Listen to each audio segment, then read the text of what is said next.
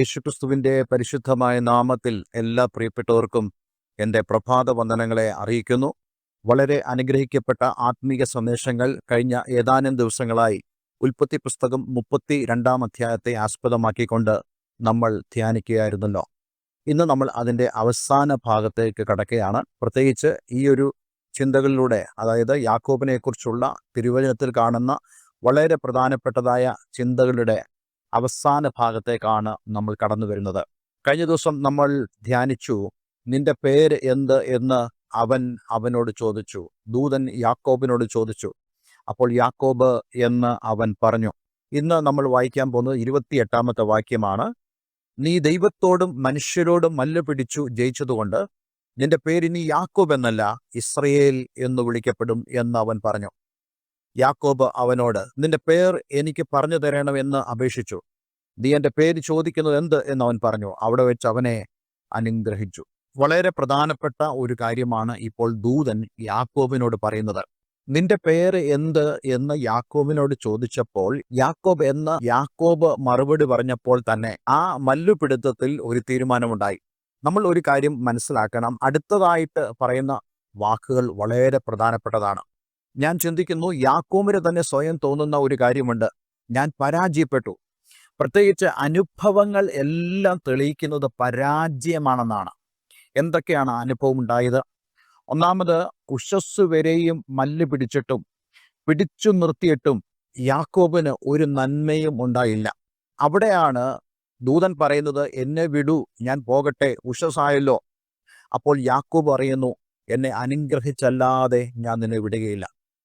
അപ്പോൾ വാസ്തവത്തിൽ യാക്കോബിന് തന്നെ ഒരു ബോധ്യമുണ്ട്, ഞാൻ പരാജിതനായി മാറിയിരിക്കുന്നു. ഞാൻ ഈ ദൂതന് മുമ്പാകെ ഒരു പരാജയമാണ്. അടുത്തത്, അതിനു മുമ്പ് നമ്മൾ കണ്ടു, യാക്കോബിന്റെ തുടയുടെ തടം തൊട്ടതുകൊണ്ട് അവൻ്റെ ആ കാല് ഉളുക്കിപ്പോയി. അങ്ങനെ ഉളുക്കി ഏന്തിയാണ് അവൻ അവിടെ ആയിരിക്കുന്നത്. അതും ഒരു പരാജയമാണ്. ശരീരത്തിന്റെ മണ്ഡലത്തിലും ഒരു പരാജയമുണ്ട്.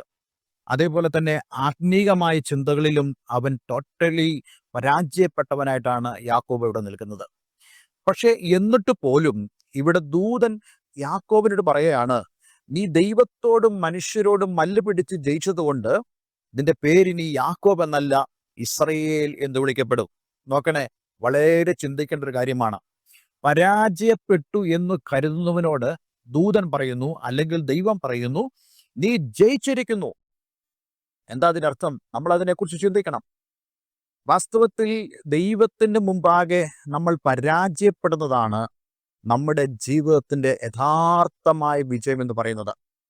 നോക്കുക, പത്രോസിന്റെ ലേഖനത്തിൽ നമ്മൾ കാണുന്നല്ലോ, ദൈവത്തിന്റെ സന്നിധിയിൽ താഴുവീൻ, എന്നാൽ അവൻ നിങ്ങളെ ഉയർത്തും. വളരെ പ്രധാനപ്പെട്ട ഒരു സന്ദേശമാണ് എൻ്റെ ഈ കേൾവിക്കാരോടൊക്കെ എനിക്ക് പറയാനുള്ളത്. വാസ്തവത്തിൽ നമ്മൾ പലപ്പോഴും ചിന്തിക്കുന്നത്, ഞാൻ ഒരിക്കലും പരാജയപ്പെടരുത്. അതെവിടെയാണെങ്കിലും, അത് ആത്മീകമായിട്ടാണെങ്കിലും, ദൈവസന്നിധിയിലാണെങ്കിലും, ലോകത്തിലാണെങ്കിലും, സഹോദരങ്ങളുടെ മുമ്പിലാണെങ്കിലും ഞാൻ ഒരിക്കലും പരാജയപ്പെടരുത്. ഞാൻ ഒരിക്കലും തലകുമ്പിടരുത്. ആരുടെയും മുമ്പിൽ താണുപോകരുത്. ഇതൊക്കെയല്ലേ നമ്മൾ ചിന്തിക്കുന്നത്. പക്ഷെ ദൈവം വളരെ വ്യക്തമായ മറ്റൊരു കാഴ്ചപ്പാട് യാക്കോബിലൂടെ നമുക്ക് കാണിച്ചു തരികയാണ്. വാസ്തവത്തിൽ ഇവിടെ യാക്കോബിനെ നമുക്ക് കാണുന്നത് ലോകപ്രകാരം പരാജിതനായി കാണുന്നു. അവൻ ഫിസിക്കലി പരാജയപ്പെട്ടവനായിട്ട് നമുക്ക് തോന്നുന്നു. അതുപോലെ മാനസികമായും ആത്മീകമായും പരാജയപ്പെട്ടതായി തോന്നുന്നു. പക്ഷേ ഒരു കാര്യം നമ്മൾ മനസ്സിലാക്കണം, യാക്കോബ് പരാജയപ്പെടുന്നത് ഈ ലോകത്തിലല്ല. യാക്കോബ് പരാജയപ്പെടുന്നത് ദൈവസന്നിധിയിലാണ്. പക്ഷെ ദൈവം പറയുന്നു, യാക്കോബേ, നീ വിജയിച്ചിരിക്കുന്നു. എന്തുകൊണ്ട്? നീ ഒരു അനുഗ്രഹം ചോദിക്കുന്നു. നിന്റെ സ്വഭാവത്തെയും നിന്റെ ജീവിതത്തെയും നീ ദൈവസന്നിധിയിൽ അടിയറ വയ്ക്കുന്നു. അതുകൊണ്ട് ഇവിടെ യാക്കോബിനോട് ദൂതൻ പറയുന്നു, നീ ദൈവത്തോടും മനുഷ്യരോടും മല്ല് പിടിച്ച് ജയിച്ചതുകൊണ്ട് നിന്റെ പേരിനി യാക്കോബ് എന്നല്ല ഇസ്രയേൽ എന്ന് വിളിക്കപ്പെടും. ഇസ്രയേൽ എന്ന വാക്കിന്റെ അർത്ഥം ദൈവത്തിന്റെ പ്രഭു എന്നാണ്. മറ്റൊരു ഭാഷാന്തരത്തിൽ കാണുന്നുണ്ട്, പ്രിൻസ് വിത്ത് ഗാഡ്, ദൈവത്തോടുകൂടെ വാഴുന്നവനാണ്. ഇനി നീ തനിച്ചു വാഴുന്നവനല്ല. നിന്റെ സ്വഭാവങ്ങളായ സ്വയ ആശ്രിതത്വത്തോടും സ്വയ ഇച്ഛയോടും കൂടെ ഈ ഭൂമിയിൽ വാഴുന്നവനായിട്ടല്ല ദൈവം ഇനി നിന്നെ ആക്കാൻ പോകുന്നത്. മറിച്ച് you will rule with God. നീ ദൈവത്തോട് ചേർന്ന് വാഴും. അതുകൊണ്ട് ഇനി നിന്റെ മുമ്പിൽ കടന്നു വരുന്ന വെല്ലുവിളികളുടെ നടുവിൽ ഒരുപക്ഷെ ലോകം മുഴുവനും പറയുന്നു നീ പരാജയപ്പെട്ടവനായി തീരും. പക്ഷെ ദൈവം പറയുന്നു ഇല്ല, ഞാനും നീയും കൂടെ ചേർന്ന് വിജയാളികളായിട്ട് മാറും. അതെ, ഇന്ന് ഈ വചനഭാഗം ഞാൻ ഇവിടെ നിർത്തുമ്പോൾ നമ്മൾ ഓരോരുത്തരും മനസ്സിലാക്കേണ്ടത്, ദൈവസന്നിധിയിൽ താണാൽ, ദൈവസന്നിധിയിൽ നീ പരാജയമായാൽ ദൈവം നിന്നെ ജയാളിയാക്കുന്നു. എവിടെയാണോ നീ ദൈവസന്നിധിയിൽ പരാജയപ്പെടുന്നത്, അവിടെയാണ് നീ വിജയാളിയായി മാറുന്നത്. ഒരിക്കലും മനസ്സുകൊണ്ടോ നിന്റെ ചിന്തകൾ കൊണ്ടോ നീ ചിന്തിച്ചു പോകണ്ട, വിഷമിച്ചു പോകണ്ട നീ ഒരു പരാജയമാണെന്നുള്ളത്. മറിച്ച് നീ ദൈവത്തിൽ ആശ്രയിക്കുന്ന ഒരു വ്യക്തിയാണെങ്കിൽ ദൈവസന്നിധിയിൽ നീ താഴുന്നത് നിന്റെ മഹത്തായ വിജയമാണ്. ഒരു നിമിഷം നമ്മുടെ കണ്ണുകളടയ്ക്കാം, നമുക്ക് ദൈവത്തിൽ പ്രാർത്ഥിക്കാം. ഞാൻ വിശ്വസിക്കുന്നു ഈ ദിവസങ്ങളിലെ ആത്മീക വചനചിന്തകളെല്ലാം നിങ്ങളുടെ ജീവിതത്തോട് ദൈവത്തിൻ്റെ പരിശുദ്ധാത്മാവ് വ്യക്തമായി സംസാരിക്കുന്നതാണ്. കൂടുതൽ കാര്യങ്ങൾ എനിക്ക് പറയാൻ ആഗ്രഹമുണ്ട്, കൂടുതൽ വിശദീകരണങ്ങളിലേക്ക് പോകാൻ ആഗ്രഹമുണ്ട്. പക്ഷേ നമ്മുടെ സമയം വളരെ ചെറുതായതുകൊണ്ട് ഞാനിവിടെ നിർത്തുകയാണ്. ദൈവം അനുവദിച്ചാൽ നമുക്ക് വീണ്ടും ഇതുപോലെയുള്ള ആഴമുള്ള സന്ദേശങ്ങൾ കേൾക്കുവാൻ ദൈവം നമ്മെ സഹായിക്കട്ടെ.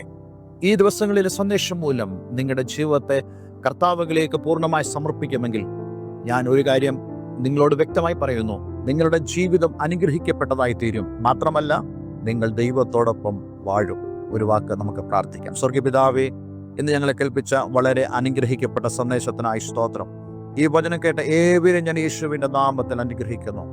പലപ്പോഴും ദൈവ പൈതലായിരിക്കുമ്പോൾ തന്നെ ജീവിതത്തിൽ പരാജയപ്പെട്ടു, എന്നെ എല്ലാവരും പരാജയമായി കാണുന്നു എന്നുള്ള അപകർഷതാബോധത്തിൽ ജീവിക്കുന്ന പ്രിയപ്പെട്ടവരോട് കർത്താവെ അങ്ങ് സംസാരിച്ചതിനായി സ്തോത്രം.